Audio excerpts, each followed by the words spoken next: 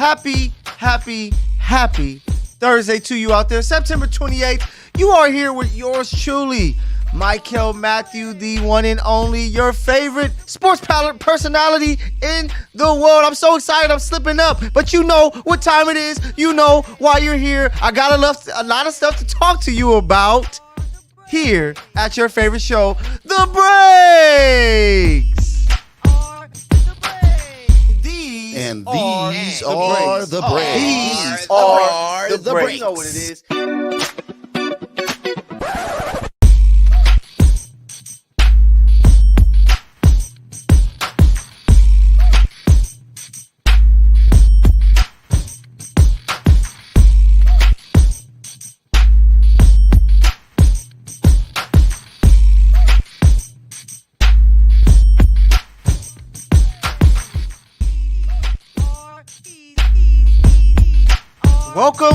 Welcome. You know what it is. The Breaks, the show that gives you all the latest and greatest when it comes to the breaking news, to the sports world and culture in general, especially when I'm here on the mic. I'm so excited. I'm stumbling my words because yesterday we got a deal that surprised everyone. We heard rumors that possibly the Raptors were the front runners for Dame. We heard all of these Miami talk all year long for a long time, it felt like, but no, Dame Lillard is now a member of the Milwaukee Bucks, and I love it.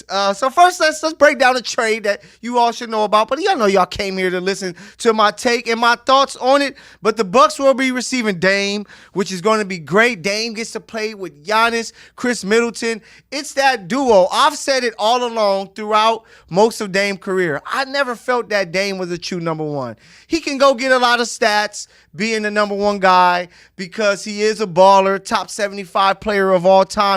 But I felt when it came to winning championship, Dame's best bets would have been to play with Joel Embiid, would have been to play with a LeBron James or Anthony Davis, would have been able to play with a Giannis Antetokounmpo, and now it gets to happen. Of course, this makes them a clear-cut contender, maybe the favorite, because we know that Giannis is putting in work. He's working with Dream to work on his post moves, which is scary because I've been saying it with his career. If he can get a post game and dominate down there, he makes the game easier for himself, and he can truly be the Shaquille O'Neal of this era and maybe go and get 3 straight rings because he has his Kobe Bryant, a guy that can drop 30, 40, 50, 60 on you when he needs to in Dame. And if the rest of the team around them can get themselves together and stay healthy, this Bucks team is going to be scary.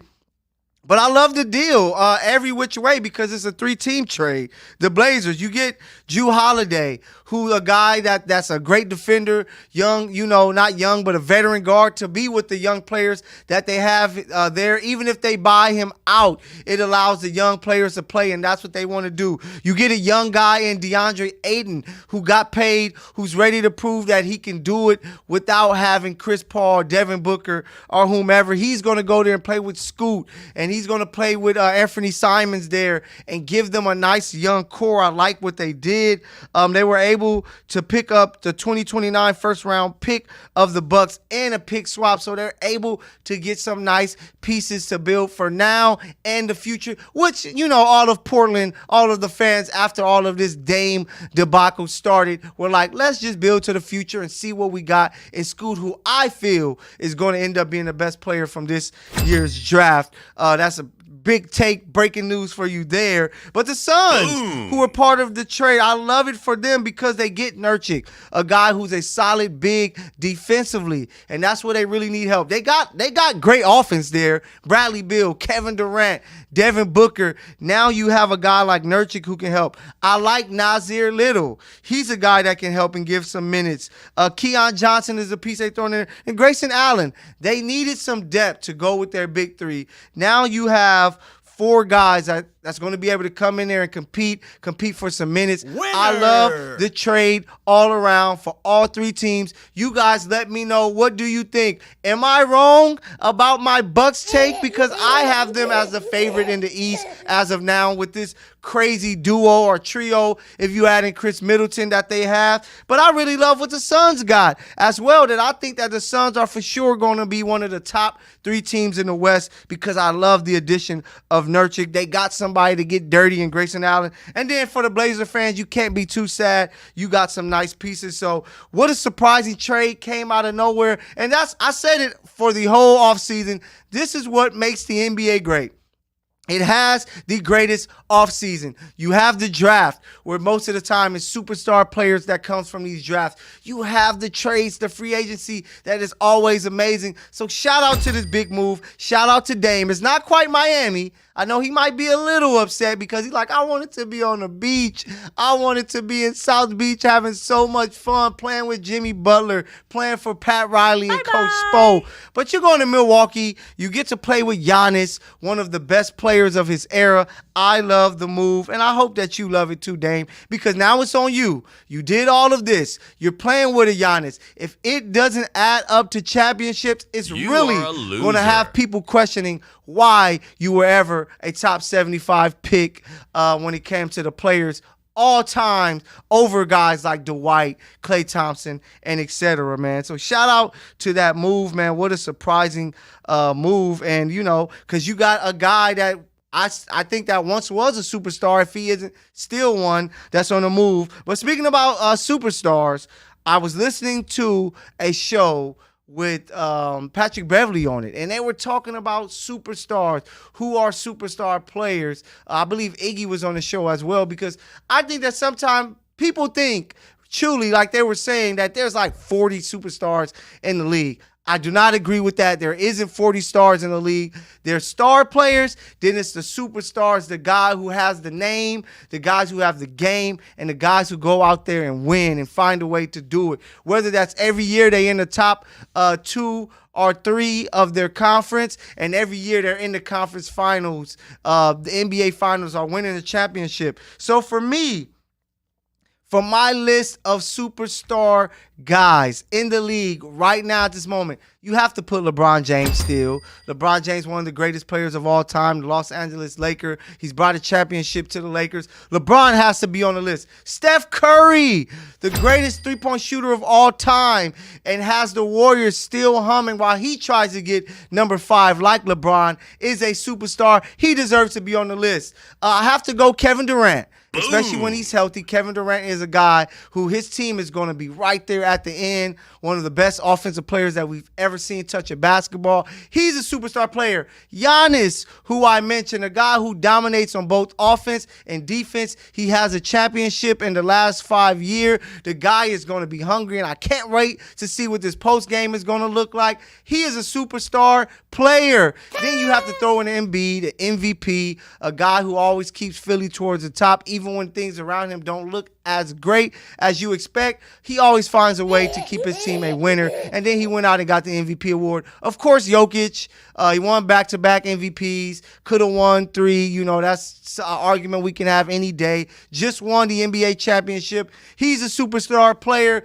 You got guys like Tatum and Luka are like on the borderline, I would say, when it comes to superstar players, because they find ways to win, but at this moment, it looks like they need certain things around them to take that next step. But so those are borderline guys. And maybe the last guy that's truly a superstar I can throw in there, especially when healthy, are 2 guys, is Anthony Davis and Kawhi Leonard. When those 2 guys are healthy, they look like top 5 basketball players in the world year in, year out. It's just about being healthy for them. But when they're on the court, we saw what Kawhi was able to do game 1 against Phoenix when he was looking like Jordan, Kobe. That's what he does, but he just has to be on the court. And we know that AD is challenging Giannis for the best big and challenging Jokic for the best big when he is healthy and on the court. It's just all about health for those guys. So hopefully those guys can stay healthy, because that is the list. That is it. Those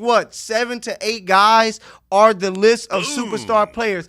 all of these other guys you want to throw on the list, I love Devin Booker. He has a shoe. He isn't a true superstar player. I love Paul George. He has a shoe. He isn't a true superstar player.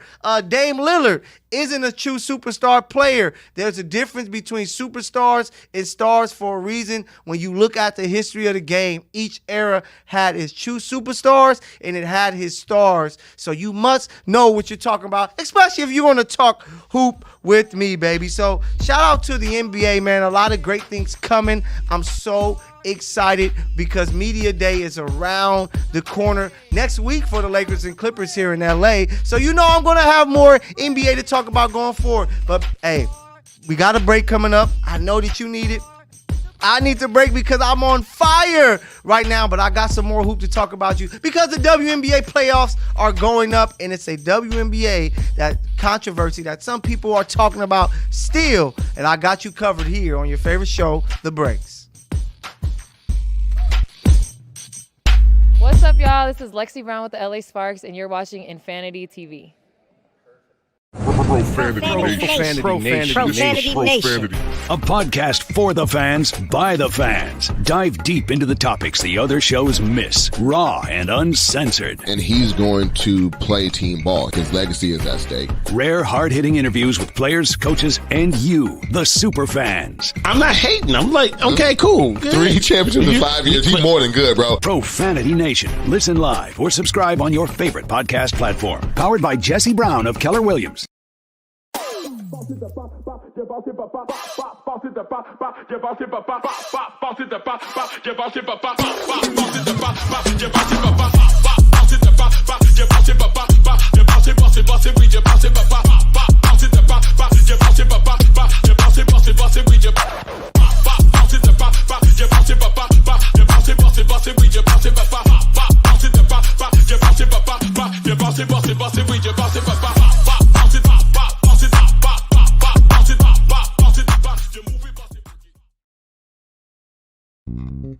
United One Protection Services. With over 30 years of experience, United One Protection Services has more expertise and knowledge than the other security companies combined.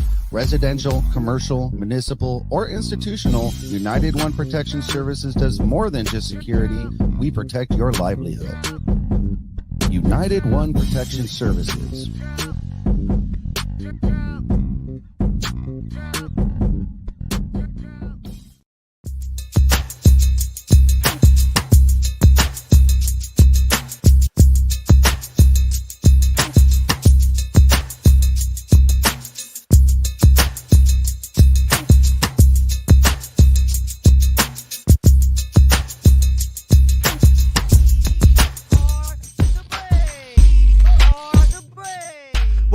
Welcome back to your favorite show, The Breaks, here with Michael Matthew, here in the beautiful Infanity Television Studios, where it's always fun, where it's always great content. Hopefully you guys are following everything that's happening here, baby, because you need to. You need to. So forgive me, it was Spencer Dinwiddie that was on the show talking with Patrick Beverly, not Andre Iguodala, Spencer Dinwiddie. But y'all let me know, who are the true superstars of the NBA today? And don't be giving me no list of too many guys, because it's not many guys that are truly that special. So before I switch gears to football, I have to talk about the WNBA. The WNBA playoffs are going on, and it's some great hoop that is going on. Basketball fans, you better be checking it out because it's some ballers on that court. But we got to talk about the MVP controversy first, because it had Twitter going crazy a couple days ago when Breanna Stewart won her second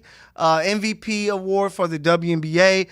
And I can understand why people were upset, because so many people were like, man, Asia, Alyssa Thomas, AT was more, deserving of it. But I can understand why they went to Breanna. She achieved so many great things, the most 40-point games in a year. For her to make this transition to the Liberty, it was so smooth for her to fit in with that squad with Jonquel Jones, with Sabrina Nescu. She was able to find a way to make it happen, and she did some great things. So I can't hate on what she's done. She put up some great numbers, balling the way that she put her game together this season for this Liberty team, who looks like a team that can possibly be a champion. This year, she averaged 23, 9, and 4 assists. Like, I can't hate on it.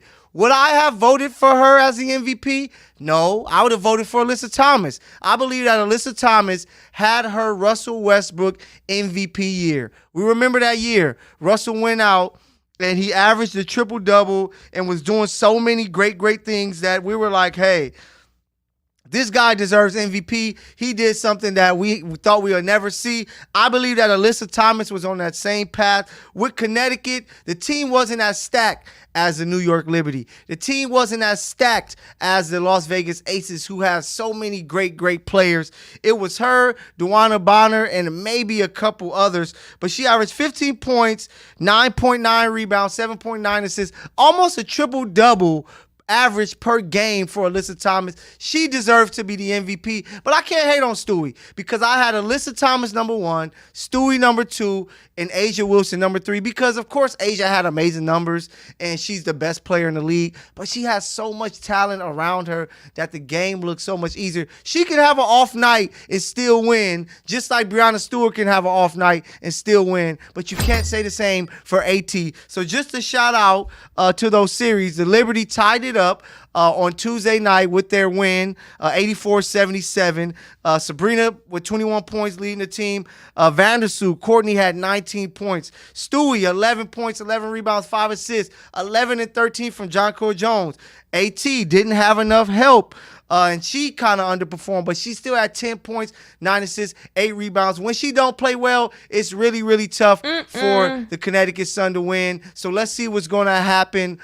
They play Friday night, tomorrow. Let's see what's going to go down because that game 3 is going to be big. But it looks like the Aces are going to go on. And that if they don't sweep them, they're going to get a gentleman's sweep or a gentlewoman sweep because they took care of business Tuesday night at home, 91-84 over the Wings. Enrique gave you 24, but they just don't have enough. Asia 30 and 11. She was pissed off after the announcement that she wouldn't win the award, and it's understandable to her because great players always want to win.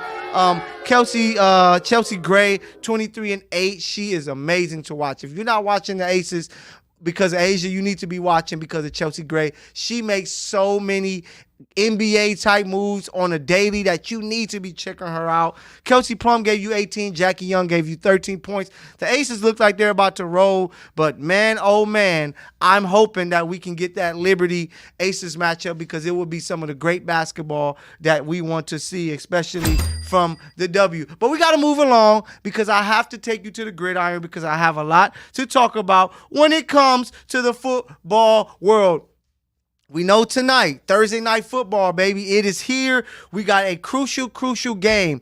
Packers, Lions. It is going to be some great football. These will be one of the 2 teams that's winning this division. The Vikings haven't won a game yet. They look like they haven't figured anything out, and they won't. So one of these teams is going to win the NFC South.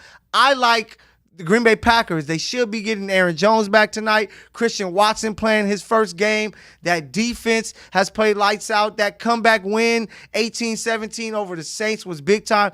Jordan Love, he's not Brett Favre or Aaron Rodgers, but he looks like a very solid quarterback. And I'm going to roll with them tonight. You guys let me know, am I right or wrong? I got the Green Bay Packers. They're going to find a way to make it happen. We got to talk about my Kansas City Chiefs, baby. They were able to dominate 41-10 over the Bears. And the Swifties are a part of the bandwagon with Chief Kingdom because Taylor Swift was there. We don't know if they're together. We don't know what's going on. And damn it, it's not none of my business. But I know that she's showing love and she was there chest bumping, slapping high fives for my Chiefs. And I love it. So if I'm a part of Chiefs Kingdom and the Swiftie is going to be rocking with us, I am rocking with the Swifties. I might have to get me a Taylor Swift shirt to show love. I just hope Jeff and Fredo don't laugh at me about it. But she's a Swiftie. She's a Chiefs fan. She's Chiefs Kingdom, baby. All love to her. Shout out to the Chiefs. Sunday night, they're going to be playing against the Jets, who I don't know how Zach Wilson is still a starting quarterback. I don't know how Zach Wilson is still on a roster. Colin Kaepernick, J. Cole dropped the letter that he has for the Jets saying, sign me to the practice team. If I look like something, give me a chance. If I look like a bum, let me go. Give that man an opportunity, because if Zach Wilson can be there and you got teammates that's arguing with him, teammates that's arguing with each other, the Jets are in shambles because they don't have Aaron Rodgers. He's hurt. They need to figure it out, because they're wasting a great season of a great roster because of a bum quarterback, and the Chiefs are going to smack them up Sunday night, and I can't wait. So shout out to the Dolphins, 70 points. I couldn't believe it. I was like, it's no way. ESPN has to be broken. It's no way Sean Payton and Russell Wilson showed up and allowed a team to score 70, but they did. Tua is looking like the early MVP. He's looking a lot like Mahomes' first year starting in 2017, I believe, that, he had 50 touchdowns, 5,000 yards. Tua is looking like the same type of player. And I know a lot of it is his weapons, because you have so much explosiveness out of the backfield. You have Tyreek Hill, who, like I said, he is going to be Offensive Player of the Year, because I think he's really going after that award. And he's just a flat-out baller. He is doing his thing, but, man, they did it without Jalen Waddle.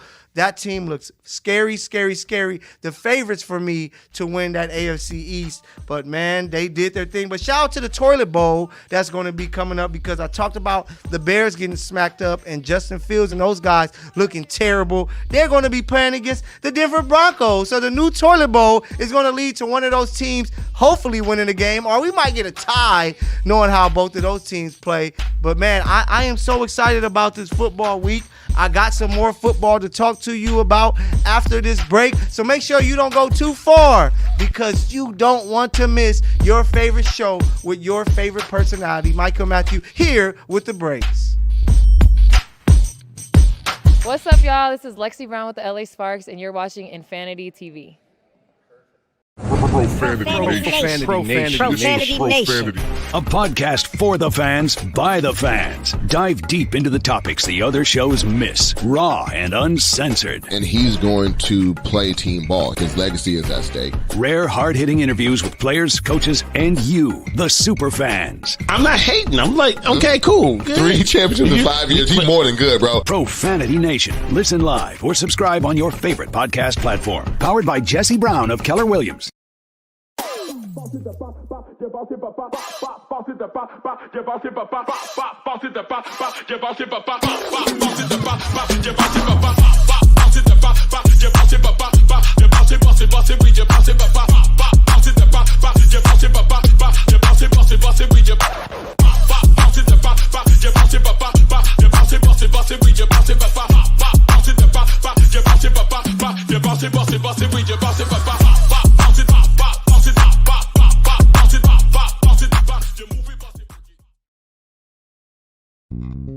United One Protection Services. With over 30 years of experience, United One Protection Services has more expertise and knowledge than the other security companies combined. Residential, commercial, municipal, or institutional, United One Protection Services does more than just security.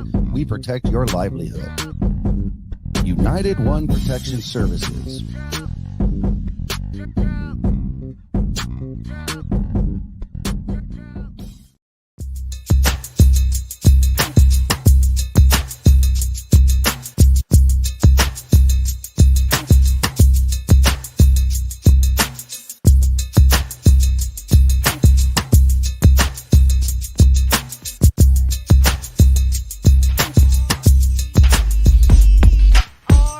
Welcome back. You're here for the finale of the greatest show in the land, baby. So here with you with the breaks. I got more to talk to you with the NFL breakdown.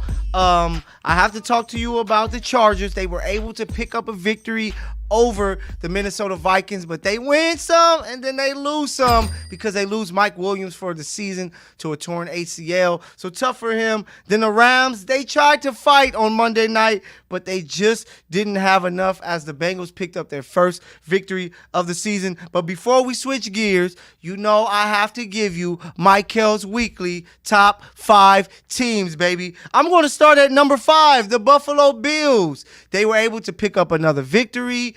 They dominated the Washington Commanders. Josh Allen balling out. Stephon Diggs, Gabriel Davis kind of touchdown. They look like they may actually be able to run the ball a little more. Or maybe it was just the 2 matchups against the Raiders and the Commanders. But the Bills are 2-1. They look good. They're number 5. Number 4, I'm going to put the Chiefs. They would be number 1 if they're undefeated, to be honest to you, because they look that good. The defense may actually be a top 5 defense, and it's scary to think that Patrick Mahomes has that on his side. The offense was able to put up 40 points where they were able to sit their guys from the end of the third to the fourth quarter. I'm excited to see the growth of this offense, and if they grow with that defense, look out, NFL. Number 3, the Philadelphia Eagles. First of all, they have the most cheatingest play in the world, if that's a word, with the tush push, but they find ways to win. Jalen Hurts is a baller. He has weapons. The defense is looking great. The steal of the draft is Jalen Carter. How the hell did teams allow this guy to drop to them? He's looking like Chris Jones, number 2. To add to all of the defensive weapons on that D-line already, they look dangerous, and they are going to be there at the end. The Dolphins, number 2, you score 70 points and beat a team like that. Without your number 2 weapon, you deserve to be at the top or close to it, and that's what they are at number 2. Tua may be on his run for MVP. Let's see if he can keep it up. But remember, guys, it is September. Things are a little better. The weather is a little warmer. Let's see how they look when it gets chilly. So I'm going to be watching the Dolphins the rest of the way. The number 1, it's easy. The Niners. Winner. Defense looks incredible. Brock Purdy is, safe and sound, does his part. And Christian McCaffrey, that guy, shall I say, is the white Marshall Faulk. Like, he is a baller.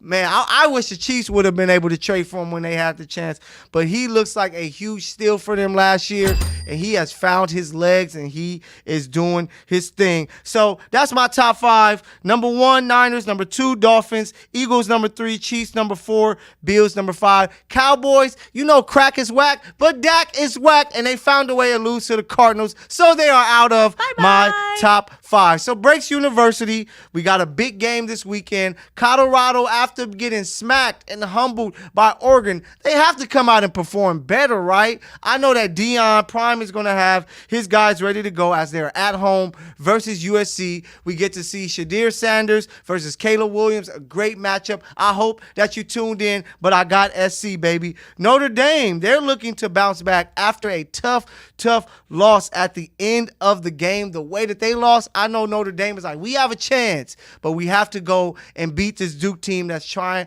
to surprise everybody. But it starts tomorrow night, Friday night, baby. We got Utah at Oregon State. Utah just scraped away with the win over UCLA, 14-7. It's been all defense. Without Cam Rising, they haven't looked the same. Will he play? Will he not play? But if he doesn't, Oregon State will have a real opportunity to get the upset. You got Georgia at Auburn. You have Michigan looking to stay undefeated going to Nebraska. Kansas, Texas, 2 undefeated team. Shock talk with the Jayhawks. Or is Texas going to take care of business, stay in the top 3? We got some good college football going on. I know it's so weird with football fans because some people don't tap into college. Some people don't even watch pros. They say that it's watered down, but it's some good football this weekend. I can't wait to watch. LSU, Ole Miss is going to be a good game because in that SEC is always eliminations type games. So you're going to see who's going to stay around. And so far, I got to show love to the top 3 guys I believe that should be at the top of everybody's Heisman list.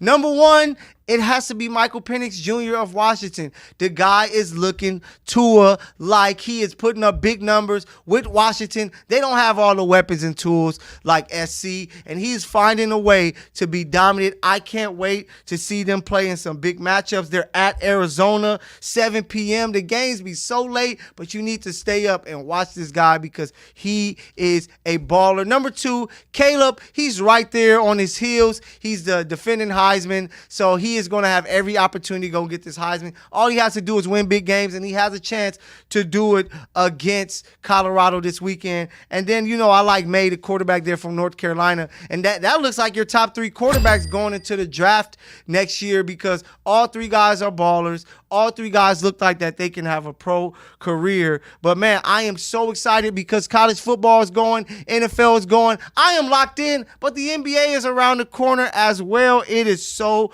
much greatness going on. But it's time to break out. I'm more than just a football guy. I'm more than just a basketball guy. Hell, baseball is getting close to the postseason. I'm going to be there with the Dodgers, NLDS. I can't wait to see what's going down. But it's more than sports in this world. It's a lot of things going on in the culture, and I have to talk about it. So, I got to start off with my favorite show, baby. I got to start off there. The best show that Disney Plus has seen. Ahsoka is back at it. They threw C-3PO into this latest episode. They need to stop playing, man. They making everybody become addicted to Star Wars, want to be Jedis and all that because the show is so great.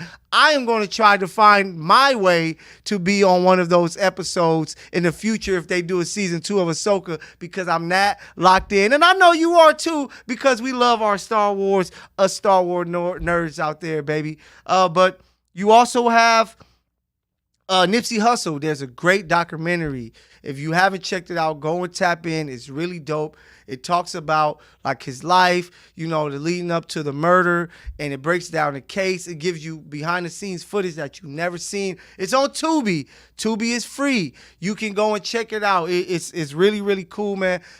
Me being from South Central LA, Nipsey means so much to that area, still even with his passing. So something that's trying to show him love, trying to show, justice for him, for his life and things like that, and paint the picture that everyone should know about this guy. They do a great job there with the doc on Tubi, and I love checking it out, man. And there's a lot of great music. The music drops every Friday, so tomorrow we got some heat coming for you, but I'm excited because sports is going, it is going, and it is going. We got the NBA around the corner. The NFL is going to week 4 and 5 very soon. You have the MLB, the best time to watch baseball. I know a lot of you guys out there don't watch baseball all year long, but the postseason is always cracking, it's always popping, and I can't wait to tune in. And I got you covered here because I'm going to talk to you about it all. WNBA, you guys can hit me up. Hit us up here at Infanity Television where you can follow on Instagram and let us know what do you want us to talk about here